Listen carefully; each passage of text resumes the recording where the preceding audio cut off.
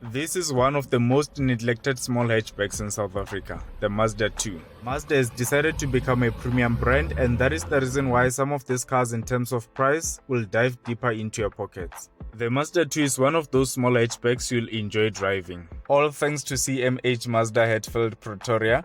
Do visit them and check out their cars. Welcome to today's review of the Mazda 2. Please do not forget to subscribe to my YouTube channel and stay tuned for more reviews.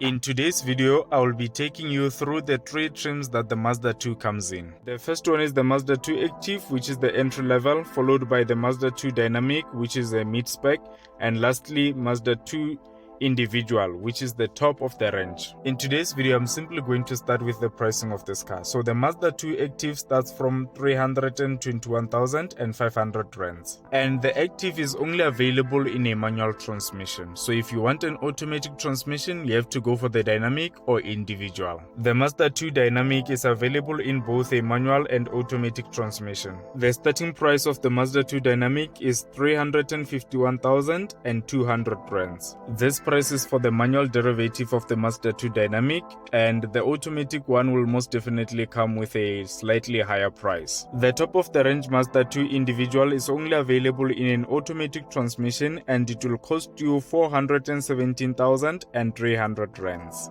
The nice thing about the Mazda 2 is that there is some features that you get as you go up the range that you do not get in the lower trims. I guess most of you are already concluding that the Mazda 2 is expensive, but before we get there, let's find out more about the performance of this car. The Mazda 2 only comes in one engine derivative, which is a 1.5-liter natural aspirated petrol engine with 4 cylinders, and it produces 85 kilowatts of power and 148 Newton meters of torque. This engine is mated to a 6-speed manual transmission or a 6-speed automatic transmission.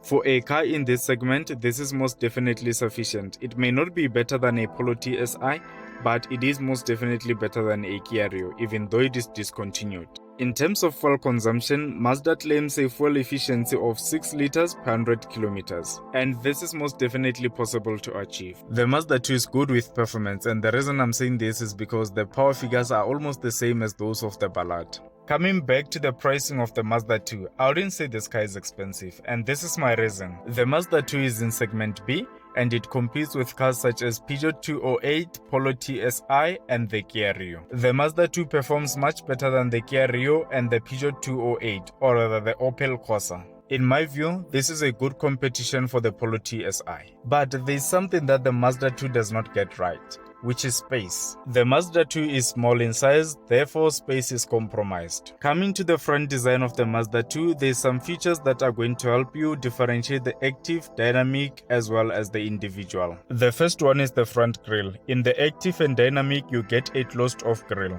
In the Mazda 2 Active, the grille is not color-coded, but in the Dynamic, it is body-colored. Only the top of the range Individual has a mesh grille.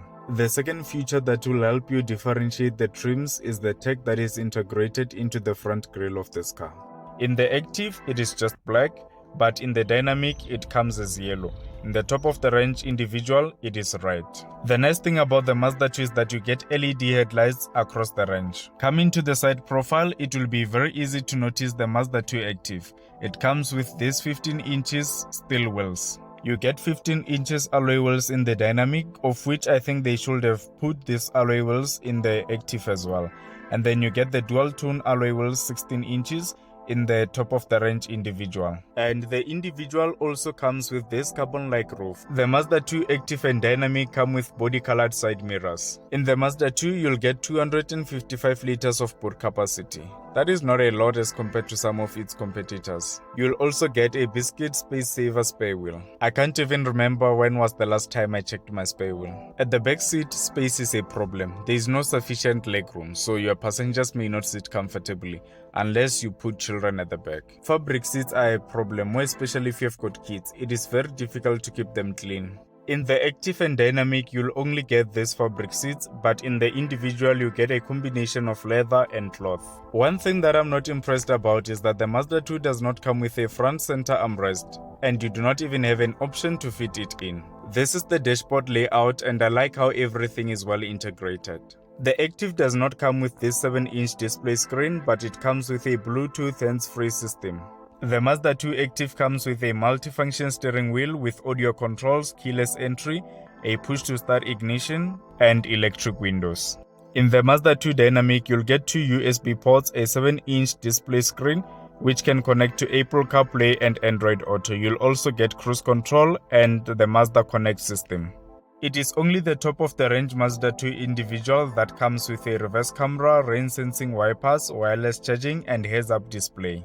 The nice thing about the Mazda 2 is that as you go up the range, you get to see value for your money in terms of features. If I was in the market for a Mazda 2, I would go for the Dynamic. And most definitely, I would go for a pre-owned one.